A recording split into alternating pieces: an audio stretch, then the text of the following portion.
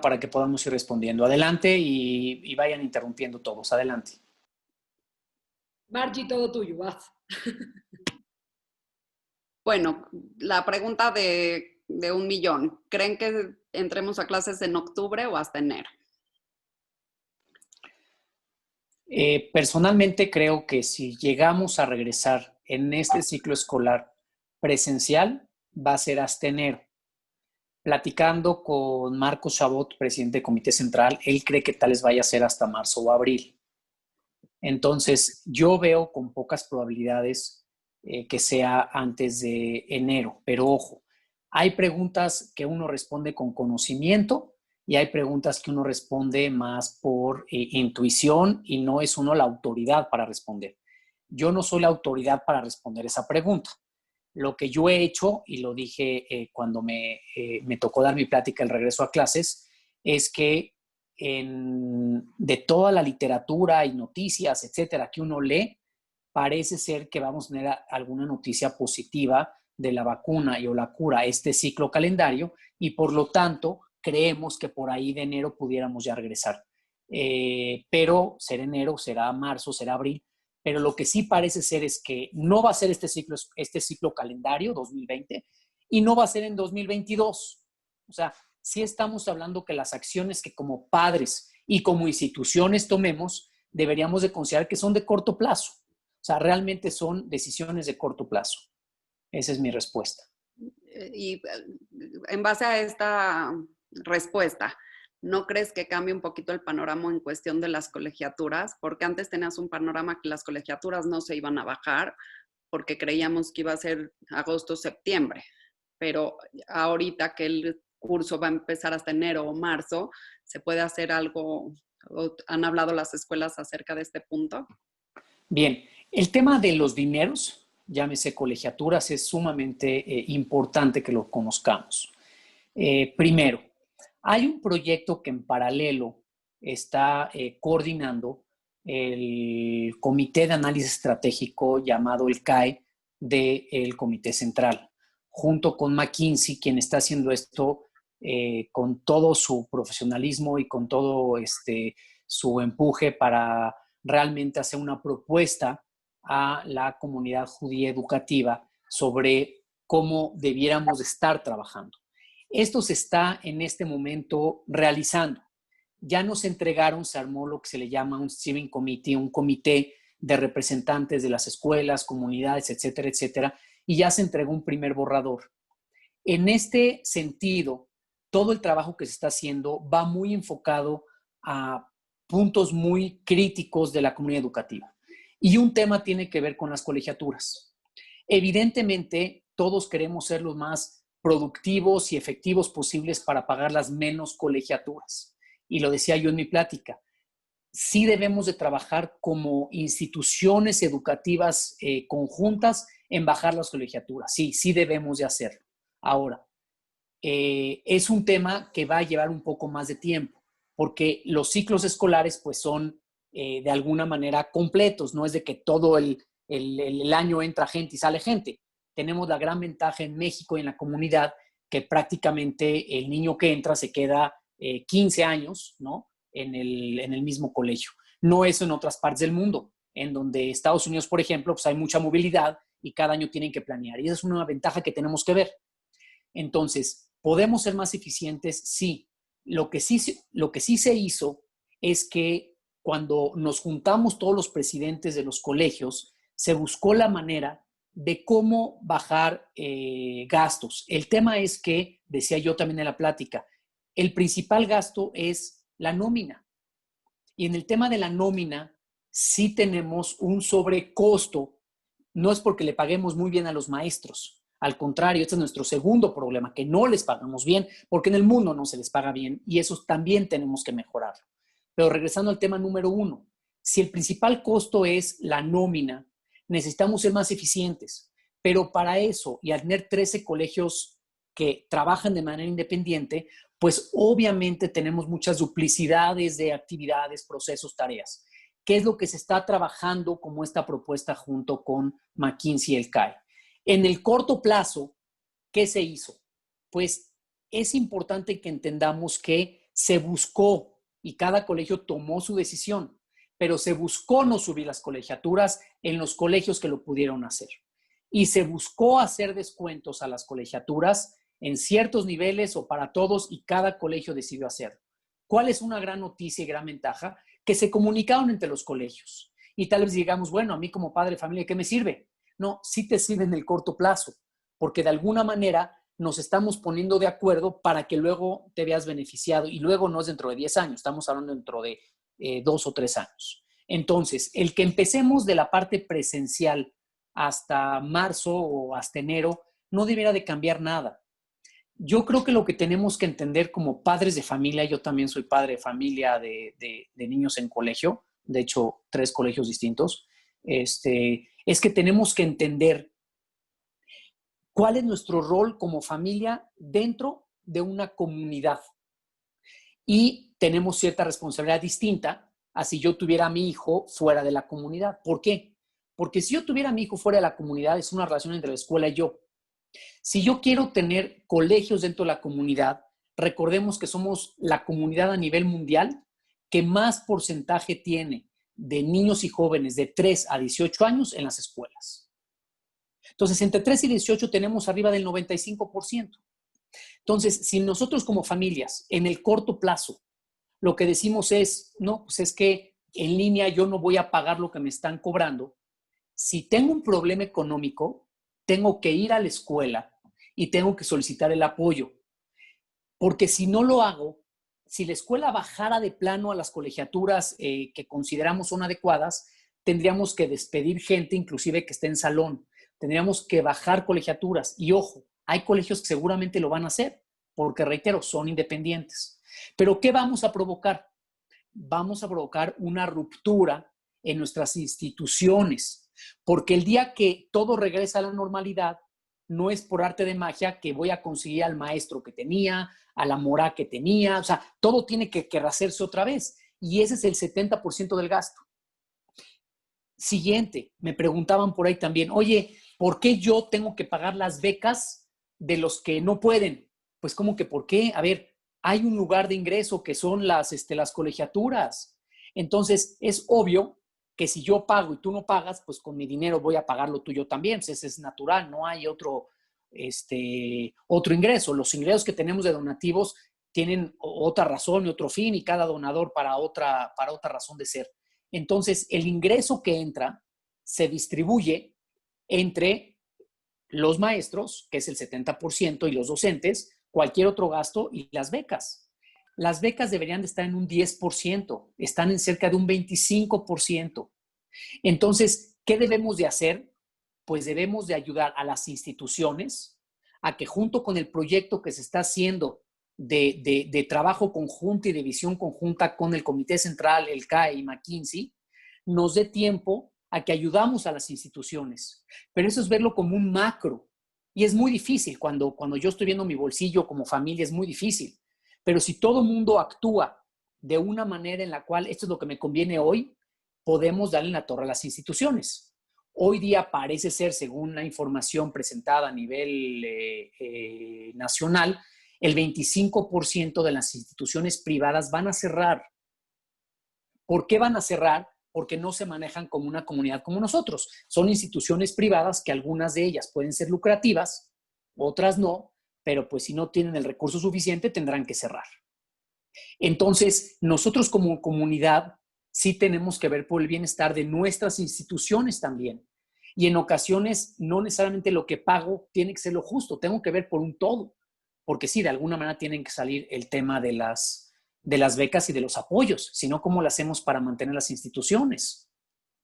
Sí, yo creo que el enojo más de los padres, Aaron, o sea, te entiendo ese punto, es que te lo deberían de comunicar de esa forma, no diciéndote que tu colegiatura es el total de la misma forma que era presencial, que ahora que es virtual y donde hay muchísimo recorte de gastos, como es camión, todas esas cosas. O sea, sí se puede llegar a entender tu punto donde tú dices que tú apoyas, pero estaría muy padre que los colegios lo dijeran de esta forma. Tú, papá, que puedes pagar la colegiatura en su totalidad, estás ayudando a aquellos que no lo pueden, porque sabemos que lo que hoy los colegios están gastando es mucho menos.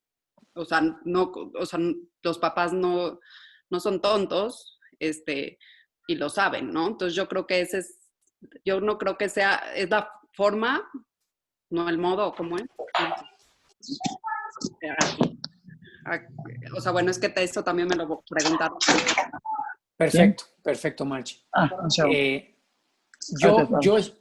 Yo estoy de acuerdo. Voy a ponerlos otra vez en silencio. Ahorita se vuelven a quitar el silencio para que podamos seguir. Ahí está. El que quiera hablar, nada más se quite el silencio, por favor. Estoy de acuerdo, Margie, en lo que estás diciendo. La comunicación de cada colegio a su comunidad de padres es particular. Yo creo que hay padres que dicen, oye, mi colegio, la verdad, su forma de comunicar es de 10. Y hay personas y familias que dicen, yo creo que les hace falta comunicarme más. Sí, eso se da, eso le corresponde a cada colegio. Lo que yo creo que nos corresponde como padres de familia es entender que estamos en una situación atípica. Estamos en una situación muy complicada. Y todos los que tenemos maestros cerca, o ustedes, algunos de ustedes sé que son maestros, guías, coordinadores, directores, es que les ha tocado la rifa del tigre. O sea, realmente. Ahora, el rol del padre, ahora que regresamos, también está complicadísimo. Y entonces el tema no está yo como papá, como bajo mi complicación que las circunstancias me puso, y yo maestra, ¿cómo le hago para absorberlo? O sea, yo creo que este es justamente en donde yo pienso que la vida siempre es como un laboratorio que tenemos que aprovechar. Y este es un momento y un laboratorio que la vida nos puso. Y no es bonito, no es padre y nadie lo pidió. Y sí es una realidad que necesitamos las familias, que los líderes en las escuelas y los maestros y líderes en las familias tengamos ahora sí que una mayor visión en comunidad que en ocasiones no nos conviene en el corto plazo. Pero sí, sin duda alguna, en el mediano plazo, si no lo hacemos así, entonces empezamos a tomar acciones. Los líderes en las escuelas en beneficio supuestamente de las familias y las familias en lo que van pudiendo salir adelante. Entonces, sí son esos momentos en donde son muy complicados y lo que sí es una realidad, y lo digo con conocimiento de causa, es que hay que aplaudirle a los maestros, a las guías, a los directores, a los coordinadores, porque lo que han trabajado en lo que fue el cierre del ciclo escolar al inicio de normalmente se despiden, muchas gracias, nos vemos el año que entra, después de un trabajo. Quien ha estado en algún salón, ¿sí? Los invito de verdad a estar durante todo un ciclo escolar en un salón, desde niños hasta jóvenes, pues claro que requieres un descanso. Se dice, según los estudios psicológicos, que por lo menos se requieren de 6 a 8 semanas para cerrar un ciclo y empezar el otro. Aquí hay educadores y en este año no lo tuvieron. Entonces yo creo que tenemos que reconocerles, aplaudirles y ver como padres cómo apoyamos. Y por eso es que decía yo en la conferencia, si alguien tiene un tema económico per se, acérquense a las familias. De las pláticas que me ha tocado dar, según las estadísticas que me compartieron, han escuchado la conferencia que di 1,000 personas en 4 conferencias. Hubo 300, hubo 1,000 personas. A todas les dejé mi correo, a todas les dije que me hablaran, me han hablado 6 de 1,000. O sea, entendamos la dimensión de la problemática. Entonces, y esos 6 en su mayoría son temas que ya venían arrastrando temas y con todo y todo los estamos trabajando junto con las escuelas. Entonces, pues prácticamente sería mi respuesta, pero dejo por favor para que todos pregunten como padres cualquier pregunta que quieran hacer y yo no tendré la respuesta correcta, nada más les daré mi opinión. Adelante si quieren, ya que entró más gente, todas las preguntas que quieran, adelante por favor. Para los que se fueron incorporando, Margie lo está coordinando y decía que pueden poner su pregunta en el chat y Margie la hace, o pueden quitarse el mute del micrófono, hablar y luego ponerse el mute otra vez. Adelante, por favor. El que quiera hablar, creo que Isaac ibas a hablar o alguien quería comentar, adelante. Si no hay nadie más, Aarón, déjame decirte que habrán oído tus conferencias alrededor de 1,000 personas, pero en Diario Judío, entre lo que publicamos, más tu entrevista anterior, más otro, hemos recibido más de 1,500 personas viéndola. y las conferencias que transmitimos ya van otras 400, 500, así que tienes un número. Y si hay gente que nos ha hecho preguntas, si me permiten, te las puedo ir pasando algunas, ¿no? Sí, si quieres vamos a dejar un poco que el foro de la gente que está aquí pregunte y así nos vamos turnando. Gracias, Isaac, excelente. Entonces, ¿alguien quiere preguntar de los que están acá? Y si no, para Isaac, pregunta, adelante. Creo que tenemos ahí, adelante, perdón, creo que tenemos con el nombre de Ilan Eskenazi tenemos a alguien y luego tenemos a Salo. Adelante, por favor. Hola, yo soy Galí. Un segundo. Mi duda es, escuché en la conferencia que el 40% de nuestras bancas están vacías. Mi pregunta va en, ¿qué es lo que nos está faltando como escuelas? Que la gente se está queriendo ir a escuelas chiquitas o a una escuela tipo Mercaz. Entiendo que la gente hoy en día, pues, cambia mucho lo que buscamos como padres de familia. A lo mejor buscamos más kinders bilingües, ecología, sustentabilidad. No sé, ¿qué es lo que está faltándonos que la gente se está queriendo ir todavía a esas escuelas chiquitas?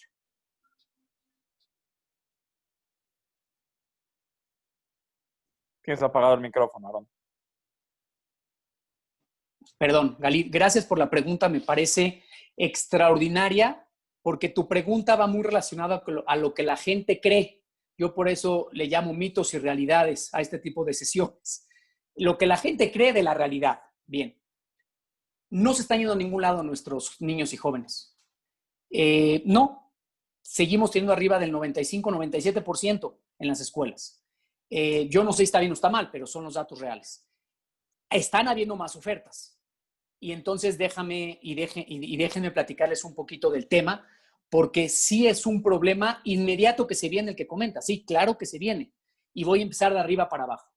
Y de arriba me refiero en cuanto a la preparatoria.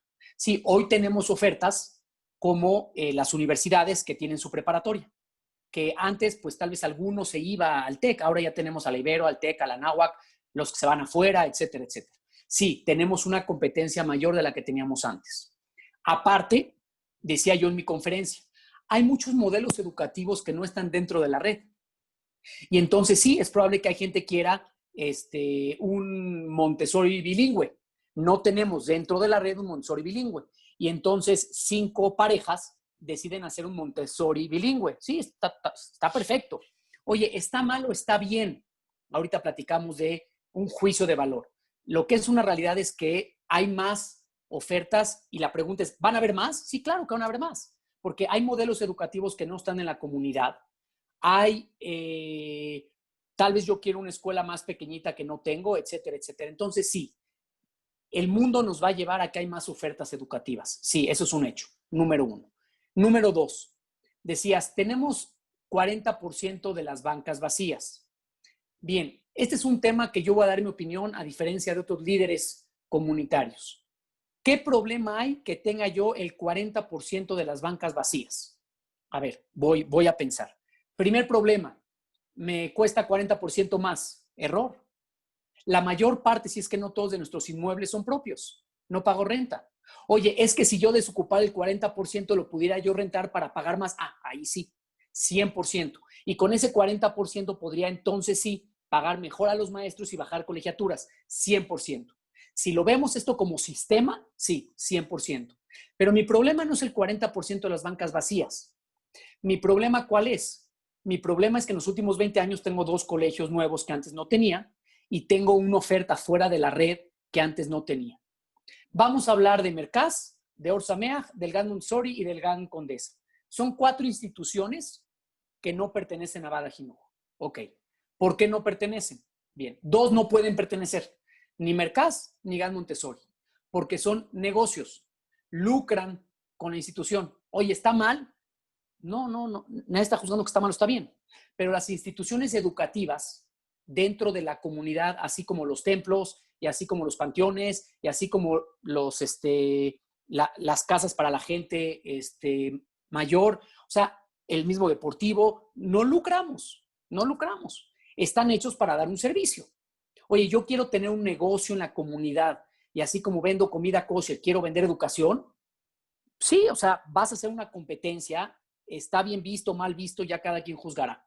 Habrá más de esas, seguramente, porque no podemos controlar a las familias y lo que van a hacer.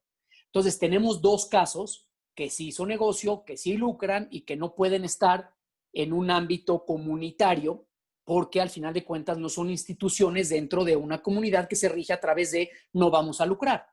Si un colegio saca números negros, tiene que reinvertirlo a favor de la propia educación. Bien, tenemos los otros dos colegios, que es Sor Sameach y que es GAN Condesa, que se está trabajando y ellos tendrán que decidir si aplicar a ser parte de Bada Jinuj o no. Y en eso estamos, con GAN Condesa estamos en ese proceso, pero nos agarró la pandemia y Or Sameach no lo ha solicitado. Lo puede solicitar, claro, solo se requieren dos cosas para pertenecer. Uno, que seas una escuela comunitaria y dos, que no lucres. Entonces, mañana va a haber más iniciativas de educación, sí. Mañana va a haber una escuela Pierre Fauré o va a haber una escuela alternativa, sí. Claro que la puede haber. ¿Cómo vamos a combatir eso? De ninguna manera. Simplemente entendiendo que tengamos en la comunidad lo que queremos y lo que necesitamos. Entonces, no se están yendo los niños y los jóvenes. Ahora sí tenemos una realidad que puede complicarse. Si los papás decidimos ir retirando a nuestros hijos porque están estudiando de manera virtual, sobre todo los chiquitos, decimos, ok, vamos a diferenciar lo que es antes de 3 años, donde es antes de preescolar, ¿no? Lo que sería un maternal, y lo que es preescolar. Preescolar tiene 3 años, kinder chico, kinder grande y preprimaria. En México, decía yo en una conferencia, kinder chico, kinder grande y preprimaria es una educación obligatoria por la SEP. No nos preguntaron, así está en el país. Así está desde hace muchos años y se refrenda en la Ley General de Educación. Entonces, estudiar ahí, por ley, no puedo hacerlo presencial ni de ninguna otra manera, por ley. Ahora, voy a buscar la manera de dar la vuelta, está bien, pero por ley así está establecido. Ahora, quiero buscar la manera de que sí vayan presencial a algún lado, porque tienen un permiso de guardería, es una guardería. La guardería no la rige la SEP, ojo, la guardería la rige completamente otra secretaría. La SEP empieza a regir a partir de los 3 años, que es preescolar, y le entrega al niñito chiquito de 3 años, cuando termina, le entrega su certificado para poder pasar a kinder grande. Así es. Y entonces yo hablé directamente con la gente de la SEP a preguntarles si había forma que pudiéramos hacer algo presencial, y me dijo, ese es un tema de la Secretaría de Salud, no es un tema de nosotros. Nosotros nos regimos con base en la Secretaría de Salud. La Secretaría de Salud ya se pronunció que al no ser una actividad esencial, la escuela, y es más, como fuimos los primeros que cerramos, somos los últimos que vamos a regresar. Así se pronunció. No nos preguntaron, ¿estamos a favor o en contra? Por lo tanto, eso es lo que realmente tenemos con Mercas, con las otras escuelas, con la competencia. ¿Qué debemos de hacer diferente? Lo que estamos haciendo, que es un proyecto mucho más grande que nos permita reformularnos y repensar qué debemos de hacer con las instituciones. Ahora, mover un elefante blanco con 3 escuelas no es cualquier cosa. Y que cada una es independiente y que tiene sus beneficios, tampoco es cualquier cosa.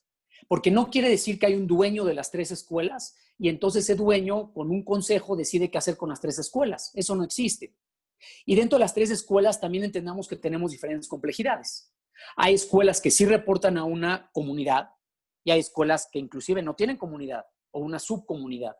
Entonces, todo ese complejo es el que se está empezando a trabajar para dar un mejor servicio a nosotros como papás. Pero sí, va a llevar tiempo. No sé si contesté la pregunta. ¿Alguien más? Adelante, por favor, abre el micrófono.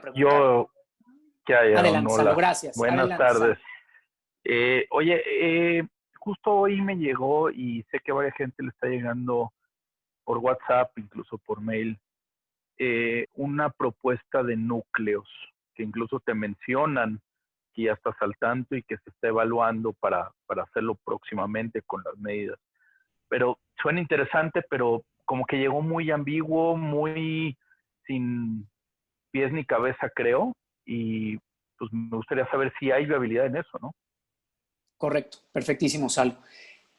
Para dar un poco de contexto, Núcleos es un proyecto que un doctor que trabaja en el Sinvestav, que se llama Marcos Nahmad, se le ocurrió hacer un proyecto que le denominó Núcleos.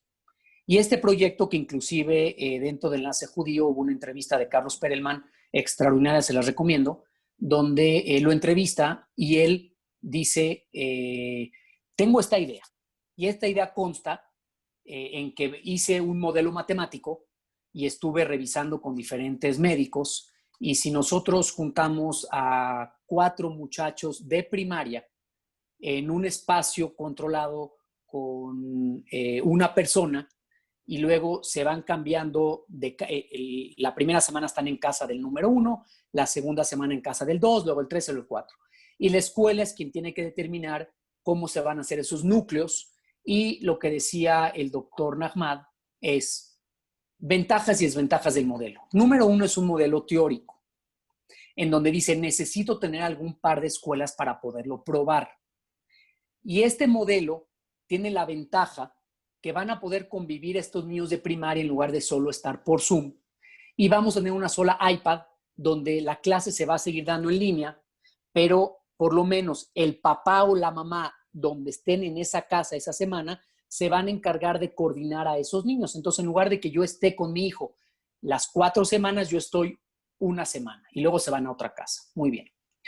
Este modelo ya se lo presentó a algunas autoridades de la Secretaría de Educación Pública a nivel nacional, se lo está presentando a algunas escuelas y tuvo una plática 1 a 1 conmigo, por eso me menciona, porque en esta plática que tuvimos, yo lo escuché y le hice varias preguntas. Entre las preguntas que yo le hice al doctor Marcos Nahmad, que por cierto, hoy a las 9 de la noche tengo otra llamada con él, justamente fue si es algo probado desde el punto de vista de salud, porque me queda muy claro la parte pedagógica y social. Y me dice, no, por eso necesitamos realmente estas pruebas.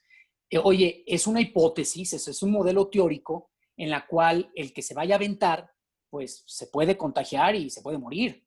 Y me dice, sí, Aaron, sí, estamos bajando las probabilidades, por eso lo estamos en un ambiente controlado para que el modelo matemático funcione. Claro, tendrían que prestarse estas familias, como en cualquier proyecto, a ser parte de esta propuesta. Bien, ahí quedó. De ahí yo se lo compartí a los presidentes de los colegios y les dije, está esta propuesta para que la revisen. Bien. Posterior de ahí, ya, ahí terminó.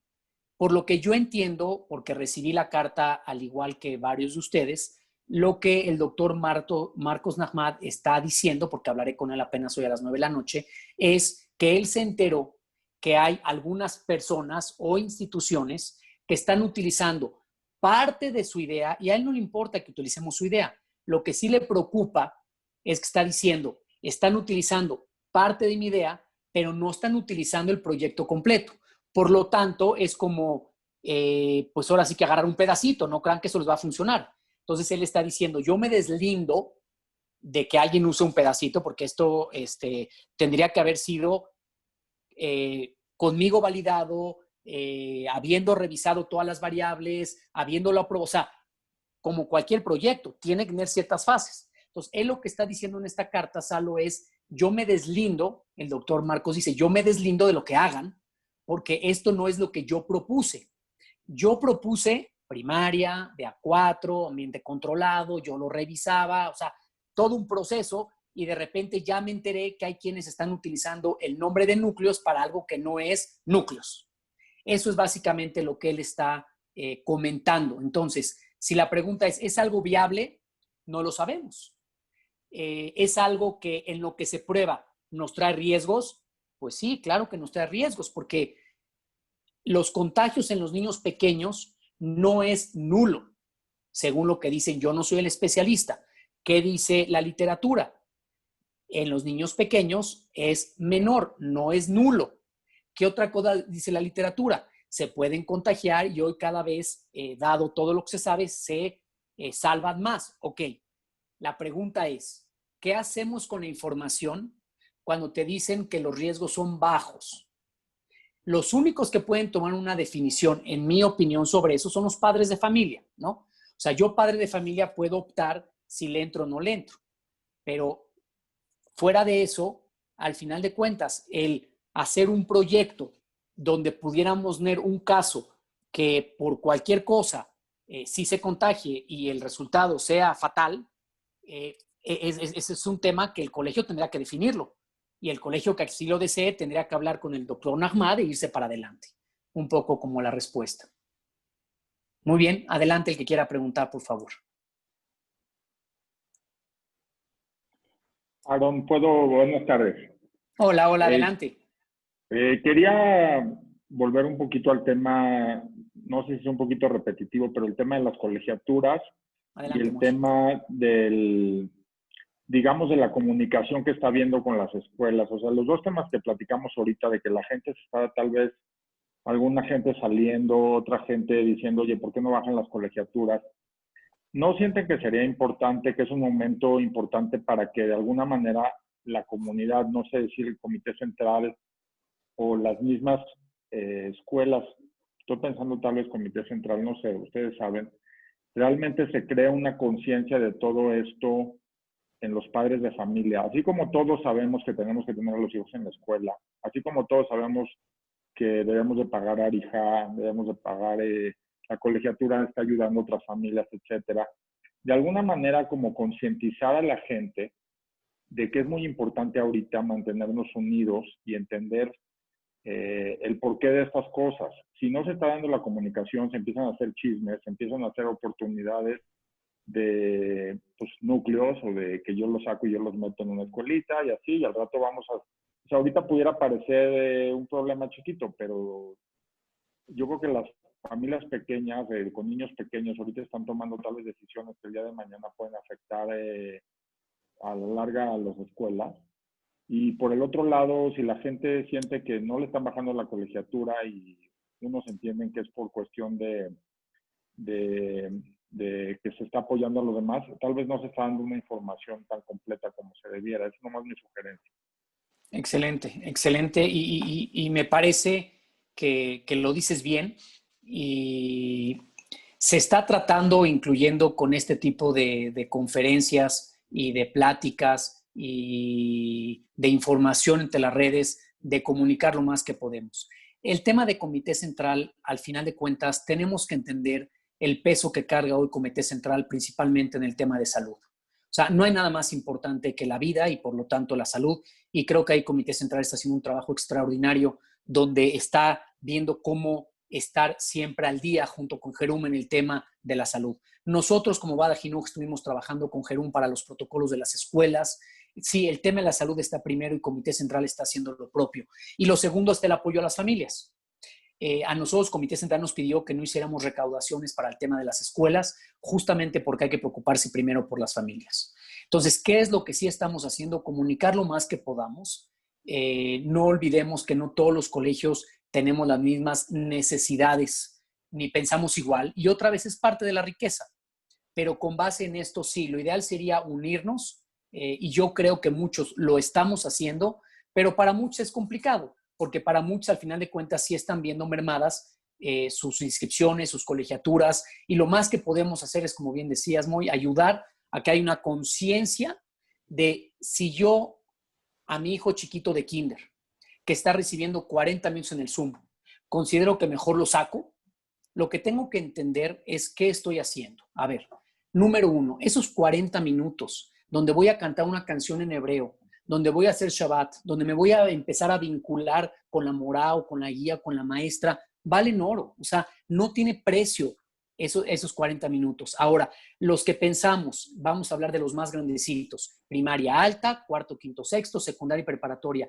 Aquí hay varios educadores que me están escuchando. Una clase en línea cuesta 5 veces más al menos que una presencial. ¿Qué quiere decir? Lleva mucho más horas prepararla. Ahí está en la literatura. No por estar en línea quiere decir que cuesta menos.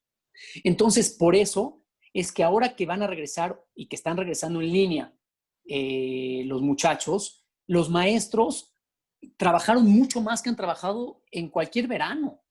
Y por eso yo también los invito a que lo que vivimos como papás en muchas escuelas, en muchas, porque no puedo hablar por todos, al salir de la escuela, el ciclo pasado, fue una educación emergente. Todo el mundo vio cómo la hacía. No preparamos a los papás, no teníamos las tecnologías adecuadas, o sea, por lo más que dimos webinars, inclusive en el mismo Bada Jinuj, en Hebraic, etcétera, no fue suficiente. Pero luego ya tuvimos un periodo donde la gente se preparó. Muchos de los maestros, guías y más no salieron de vacaciones, tuvieron Y saliendo no me refiero de viaje, ni siquiera una semana libre. Entonces, entendamos que la educación en línea ni es más barata, ni es una opción más fácil de hacer. Entonces, sí, con los chiquitos es muy complicado, pero esos minutos de vínculo no los perdamos. Si yo como papá decido sacar a mi hijo en kinder chico, primero tengo que entender que alguien le tiene que dar su certificado de kinder chico. Oye, pero está chiquito, ¿a poco importa? En México sí, en México necesito un certificado de kinder chico para pasar a kinder grande. Oye, es que la escuela donde estaba luego se la pido. Bueno, si lo que voy a hacer es ver cómo le doy la vuelta a las cosas, también puedo. O sea, todo se puede. Pero si quiero realmente apegarme a los valores de lo que me permiten las normas, las leyes y los límites y entender lo que se puede hacer, eso es lo que se puede hacer. Entonces, ojalá con lo que bien estás diciendo haya conciencia de todos de lo que se puede y lo que no se puede hacer. Gracias. ¿Alguien más? Otra pregunta, por favor. De acuerdo. Ahorita con lo que estás platicando, ¿por qué las escuelas no previnieron y no se unieron para hacer un proyecto en conjunto para que tengamos un mejor beneficio de todo tipo, ¿no? Yo creo que cada una tiene sus riquezas y hubieran podido sacar a mejores maestros, mejores webinars. O sea, se podría haber hecho algo que siento que no lo hicieron porque creyeron que iba a durar poco el periodo, sin embargo ya nos rebasó. ¿Por qué no nos unimos y más en este tiempo de emergencias? ¿Qué podemos hacer nosotros como Bada Jinur para promover esta unión para que nosotros que somos los usuarios, que somos los padres, podemos vernos beneficiados en estas oportunidades? Porque siento que somos los que al final acabamos más perjudicados el que haya esta competencia entre las escuelas. Perfecto, Margie. Para quien no haya preguntado, voy a responder en dos partes la pregunta. La primera, ¿por qué las escuelas no se unieron? A ver, no olvidemos que sí tenemos una competencia entre las escuelas, porque tenemos un mercado finito de suma cero, que quiere decir no van a haber más alumnos. Entonces, al final de cuentas, también para bien, cada escuela está haciendo lo propio para sacar la mejor educación posible. Ok. ¿Sería mejor que se hubieran unido para hacer proyectos en conjunto? Sí. ¿Por qué no lo hicieron? Porque muchas de las escuelas consideraron que estaban haciendo lo mejor o consideran lo mejor hacerlo solo. Oye, pero ya he sabido que hacer sinergias ayuda. Claro, pero otra vez, no dejamos de competir porque tenemos un mercado finito y eso es un tema de mercado que no podemos controlar ni en Bada Jinur ni en ningún lado.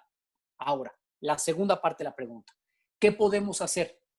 Ahora más que nunca como papás, lo que tenemos que hacer es apoyar a la escuela en la cual inscribí a mi hijo y me casé con ella 15 años. ¿Qué quiere decir? Yo confío en la maestra o la guía o la mora a la que deposito a mi hijo y depositaba todas las mañanas. Bueno, pues tengo que confiar en esa guía, mora o maestra y en la institución completa, que si me está diciendo que no saque a mi hijo, no lo voy a sacar. Si me está diciendo que la forma en la cual se está impartiendo la educación es la mejor por el momento, le voy a creer y tengo de alguna manera que confiar en quien confié cuando inscribí a mi hijo ahí. Como papás, lo que tenemos que hacer es permanecer unidos, confiando en las escuelas, no en las instituciones desde el punto de vista aquí grande, las nubes, no. Yo escogí desde kinder chico una escuela o la estoy escogiendo y por algo la escogí, confío en ella. ¿Qué mejor demostración que cuando dejo a mi hijo en la mañana? Entonces, si confía en ella, no hagas cambios. Confía en los líderes que están en esa escuela. Ahí está mi hijo. Oye, 40 minutos es suficiente. Si te dice la persona de la escuela que sí, ahí está. Oye, es muy complicado como mamá y como papá estar en la casa con un hijo probablemente de maternal o de kinder chico y uno de kinder grande. Sí, es muy complicado. Un aplauso a los papás, 100%, está muy complicado. Oye, mamá trabaja, papá trabaja, no pueden estar una hora más con el niño, etcétera, etcétera. Por ley se está diciendo que los trabajos deben de dar esa flexibilidad a los papás. Oye, pero no muchos de nuestros papás trabajan, pero no son asalariados. Tendrán que ver cómo combinarse para salir de esto en estos meses. O sea, sí hay sacrificios que hay que hacer, sí, hay que hacerlos. Pero si en lugar de hacerlos busco darle la vuelta, voy a perder tal vez la oportunidad tan preciosa que es cómo hacer a mi hijo y a mí como familia resiliente, cómo salir de esta situación. Entonces, ¿qué debemos de hacer como familia? Sin duda alguna entender que nosotros no escogimos esta situación, tengo que estar más con mi hijo o hija o mis hijos o hijas en este momento tan complicado, tengo que confiar en la escuela y para adelante. Se hablaba de un rezago en varios de los artículos, pero vamos a leer qué dice realmente el artículo. Y el rezago, decía yo en la conferencia, es un rezago cuando tienes diferencias de clases sociales y económicas principalmente. Nuestros hijos, recordemos que la educación son contenidos, que es la academia, y las competencias, que es la verdadera educación. La resiliencia es una competencia fundamental. Si la aprovecho ahora en estos momentos, más que rezago, al contrario, le voy a dar unas herramientas gigantescas. 2, ¿cómo te vas a adaptar a una situación que no preveíamos? Esas son las competencias que le vamos a enseñar al niño. No las otras en las cuales, oye, ¿qué crees? Yo hago que no tengas problemas. No, sí hay problemas, claro. Claro que hay problemas y tenemos que enfrentarlos. ¿Y cómo le hacemos para salir adelante? Si mi problema ahora es económico porque me quedé sin trabajo, oigan familia, ¿cómo vamos a salir adelante? Tenemos un problema, sí, y grave. ¿Cómo le vamos a hacer? Y entonces vamos a ver que las competencias, fuera de tener un rezago, vamos a adelantarnos. La vida es un laboratorio. Tenemos que aprovecharlo. Lo que pasa es que luego no lo queremos ver, pero esa sería mi recomendación hacia todos nosotros como papás. Gracias. ¿Otra pregunta? Yo tengo una pregunta, Aaron. Adelante, por ¿Qué favor. pasa con el homeschooling en México? He Ajá. escuchado en el mercado de papás, en la comunidad en general, una constante de decir, bueno, si mi hijo va a estudiar en línea, pues de que estudie en México a que estudie en Estados Unidos en una escuela, o que hagamos homeschooling en la casa y entonces tenga una educación privada con maestro presencial.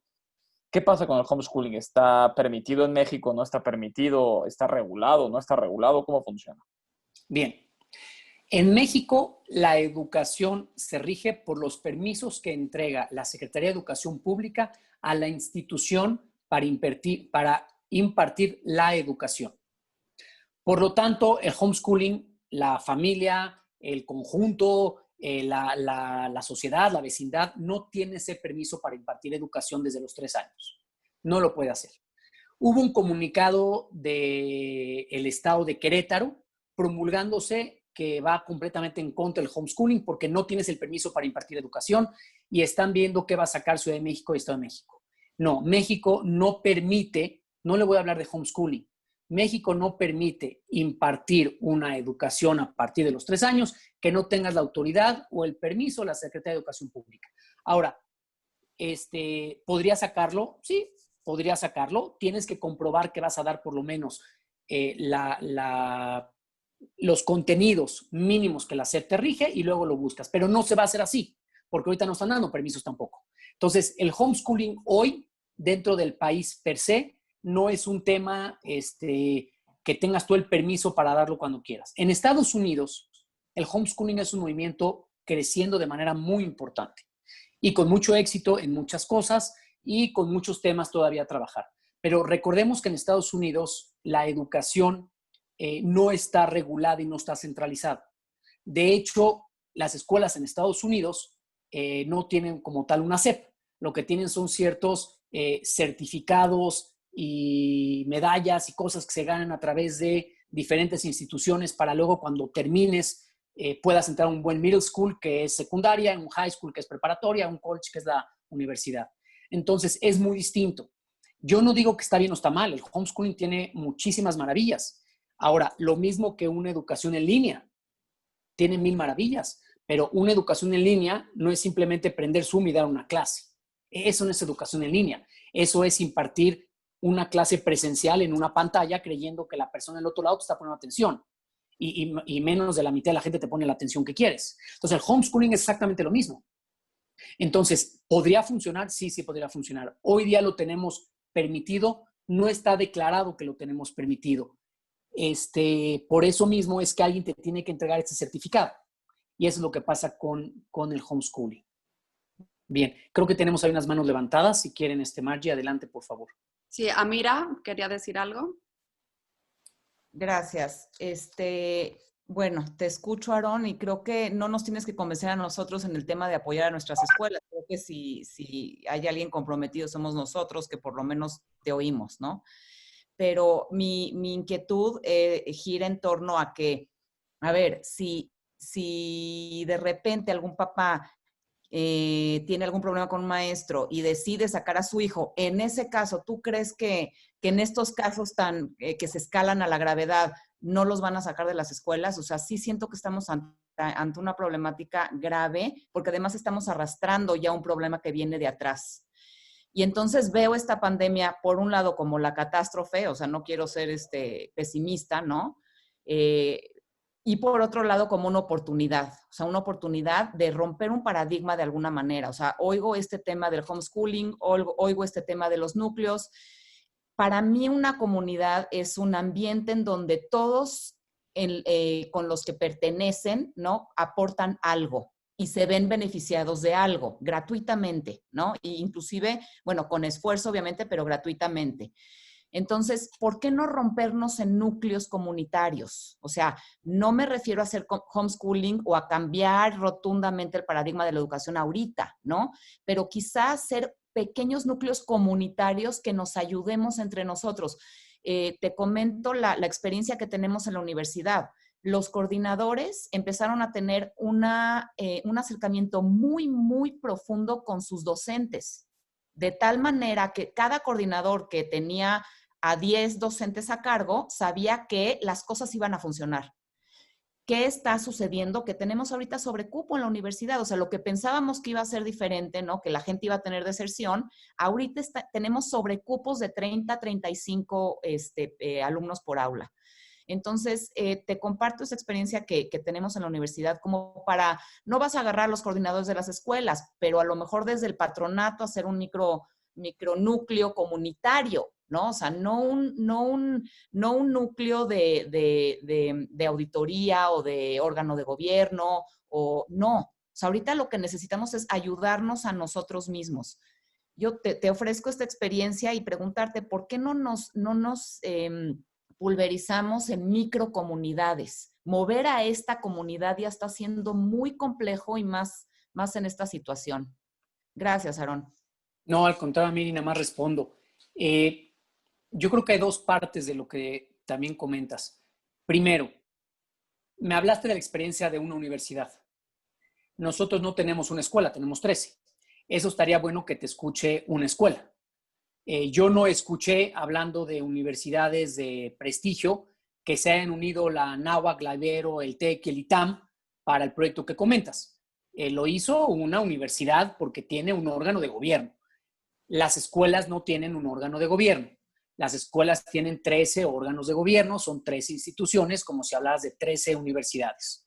Entonces, esa es nuestra principal problemática. El que tenemos que entender que estamos hablando como si en esta plática estuviéramos en el mundo universitario, como decía, el TEC, el ITAM, la Ibero, la Anáhuac, el UVM, etcétera, etcétera.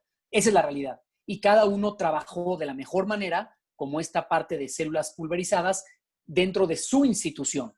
Y eso es lo que sí está haciendo cada escuela dentro de su institución.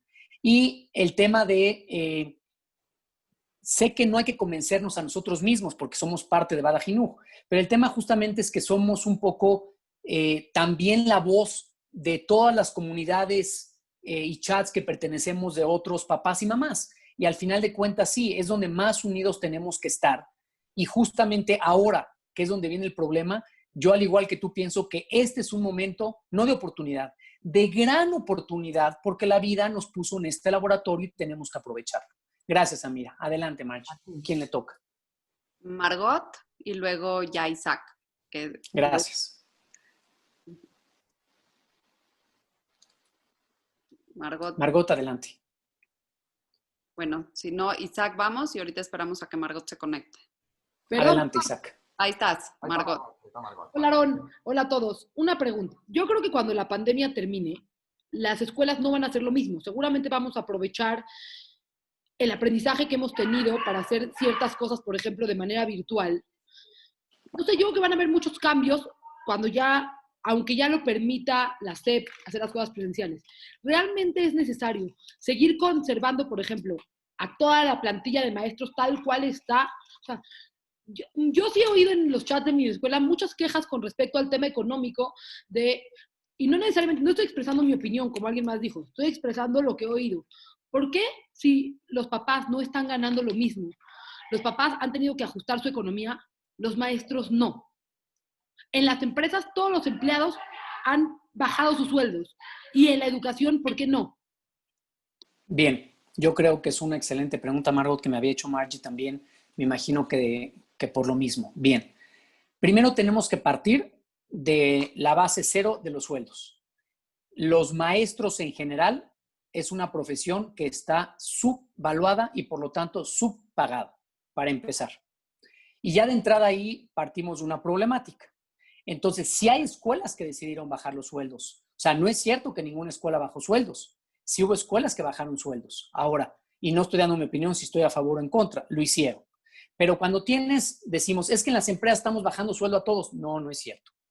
Los sueldos que se están bajando en muchas empresas también son pensando en con quién. Quiere decir, si alguien gana 5, 10, 15 o 20, hay muchas empresas que están diciendo, oye, si de 5 te bajo a 2.5, no es igual que si de 20 a 10.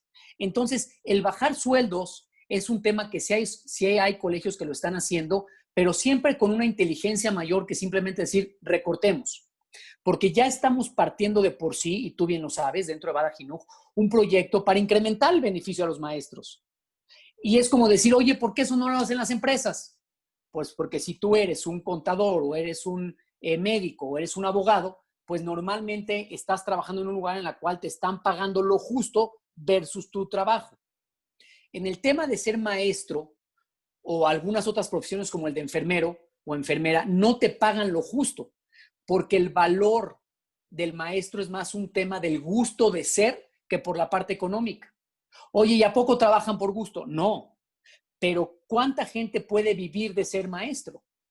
Sí tenemos que aspirar a que puedas vivir de ser maestro, y ese es el verdadero proyecto. Hoy no puedes. Entonces tú imagínate que a manera generalizada todos estamos viviendo con un 30% menos y a todos los maestros también. Y entonces de por sí estábamos abajo, queríamos ver cómo lo subimos y todavía lo tiramos. Entonces íbamos a tener todavía un mayor problema con la educación. Porque cuando partimos que todos estamos ganando lo justo, sí, coincido contigo, pero no es esa la premisa. Estamos por debajo y por eso el proyecto de aumentar inclusive el sueldo del maestro. Tenemos 2 minutitos más para cerrar a las 8. Adelante, Isaac. Bueno, en 2 minutitos no sé si nos da tiempo, pero hay varias cositas que han hecho de preguntas. Muchos papás han dicho que si durante los primeros meses que hubo la pandemia, las clases fueron como muy improvisado dentro de todo eso, por lógica que todo esto. Si Bada Jinoj, y lo que tú sabes con las escuelas, se planeó ya tenerlo un poco más estructurado, con clases como si estuvieran en la escuela totalmente, los alumnos tanto, kinder es más difícil por todo lo que implica, que ya lo mencionaste, pero a todos los demás niveles, primaria, secundaria y preparatoria, que no parezca como que hoy tienen una clase, hoy a ver cuándo, todo, sino que si se planeó algún plan en conjunto. Y la segunda, hablando de plan en conjunto, por si tienes algo en eso, es, comentaste lo de la colecta, lo de recopilar, de juntar fondos, que lo que tiene contemplado el Comité Central, pero hace poco salió en Panamá y en otros países, cómo se unieron varias escuelas para juntar fondos. ¿Hay alguna idea también del Bada Jinoj en presente, futuro, en este sentido? Ya el comité sacó algo también en cuestión de seguridad, pero en cuestión de educación, que también es muy importante. ¿Hay algún plan? Ok. Antes me quedé pensando en la segunda pregunta, que es la parte económica. Sí. Regrésame nada más a la primera pregunta. La primera es si hay algún plan estructurado para que las escuelas regresen, algún plan o sin ya, la parte de para línea. que haya algún plan estructurado que parezcan clases y no nada más como bien, clase, bien, claro. ¿Qué sucede? Bien, voy a responder. Lo primero que tenemos que entender es que las clases en línea no son lo mismo que las clases presenciales y tampoco son lo mismo que las clases semipresenciales, y sería entrarnos mucho a temas de formas de impartir educación. Lo que tenemos que entender es que lo que recibimos, como bien estás diciendo, Isaac, al salir sí fue muy improvisado y sí fue emergente. Ahora, yo sé de muchas escuelas, no puedo hablar por todas, que sí estuvieron trabajando, reitero, muy fuerte para que la experiencia de nuestros hijos y de nuestros niños y jóvenes sea una experiencia mucho más satisfactoria, adecuada y de aprendizaje que la que vivieron a salir. Eso sin duda alguna. No me voy a comprometer porque no conozco de los 13 colegios, pero sí sé que en su mayoría hicieron trabajos enormes para que al regresar, sin duda alguna, se prepararon para que sí el regreso en línea sea mucho más provechoso, mucho más rico y de mucho más vínculo, porque la educación es un tema de vínculo con el que te lo da. Bien, plan en conjunto, no, cada uno lo hizo, como decía yo, en su escuela. Lo que sí es que se compartió mucha información, tecnologías, webinars y demás. Pero no es algo que hicimos así como en conjunto porque son 13 colegios independientes. La segunda pregunta. Nosotros ahorita estamos enfocados, no nosotros, el caso Comité Central, como decía, al tema de salud y las finanzas de las escuelas. No tenemos ahorita un plan como para hacer una colecta económica para el tema del beneficio educativo. Lo que sí es que tenemos como visión en que ninguna familia, ninguna, se quede sin una educación judía. Y por lo tanto, nuevamente yo les pido, los exhorto a todas las familias que cualquiera que tenga un tema económico se acerque a su escuela. Y si no les hacen caso, se comuniquen a Bada Jinuj. No lo vamos a resolver en Bada Jinuj, pero sí vamos a poder ser el enlace de alguna manera para que nadie se quede sin educación judía por un tema económico del tema de la pandemia. Entonces, sí es algo que cada escuela, y lo digo con mucho orgullo, está atendiendo de manera muy fuerte. Yo voy a tener que retirarme porque tengo otra llamada a las 8. Mañana hay una conferencia donde ya no es en familia, habiendo invitado a Isaac, ya no es en familia en Bada Jinuj. Muchas gracias de veras a todos, pero tengo que irme a la otra llamada. Hay una pregunta que creo que sí te importa y se puede hacer. Hay gente que nos ha preguntado cómo pueden ayudar a las escuelas, que no están en las escuelas, que si hay algo, y por eso era la pregunta, ¿con quién se pueden acercar? O a cada escuela, o a su comunidad, o hay gente que dice, yo sí quiero aportar a la educación, pero no lo quiero hacer en una escuela, o sea, ¿se puede hacer a través de Bada Jinuj? Sí, claro, ¿Hay alguna idea? claro. Nosotros hoy tenemos más de 100 voluntarios que estamos trabajando fuertemente en varios proyectos. Entonces, por favor, cualquier persona que tengamos o que haya en la comunidad que quiera trabajar, aportar, apoyar, como quiera en el tema de la educación en general, por favor que se ponga directamente en contacto con nosotros, presidente@badajinuj.com, y encantadísimos de atenderlos para que realmente se pueda hacer. Perdón que me retire, son las 8:03, pero tengo que entrar a otra reunión. Muchas gracias a todos los amigos, compatriotas y gente tan querida en Bada Jinuj, que ojalá los vea yo mañana. Muchas gracias. Gracias. Saludos. Gracias.